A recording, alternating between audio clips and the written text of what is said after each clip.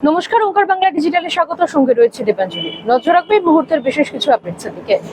অভিষেকের মামলা প্রসঙ্গে ক্ষুব্ধ কল্যাণ বন্দ্যোপাধ্যায়। তিনি বলেন, রাত 12:30টায় আমার ছেলেকে ফোন করে বলা হয় মামলা অয়ন ভট্টাচার্য লড়বেন। যার বা যাদের কথা বলা হচ্ছে তারা আমার হাঁটুর বয়সী।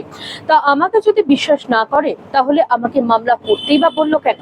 অবশ্য অভিষেক যে আমাকে বিশ্বাস করে না তা আগে থেকেই আমি জানি, কিন্তু ও আমার মতো একজন সিনিয়র আইনজীবীকে এইভাবে অপমান করতে পারে না। আমি কি ডাস্টবিন নাকি? বৃহস্পতিবার রাজ্যসভার সাংসদ পদ ছাড়লেন টলিউড অভিনেত্রী কোয়েল মল্লিক। সুখেন্দু শেখর রায়, সুস্মিতা দেব, প্রকাশজিৎ বড়াইকের পর রাজ্যসভার চেয়ারম্যানের কাছে পাঠিয়েছেন ইস্তফাপত্র অভিনেত্রী।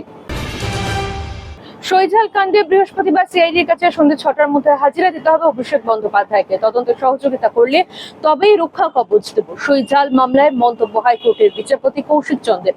আগামী 3 সপ্তাহের জন্য গ্রেফতার করা যাবে না নির্দেশ হাইকোর্টের। এরকমই আরো আপডেট পেতে হলে নজর রাখুন ওঙ্কার বাংলা ডিজিটালে।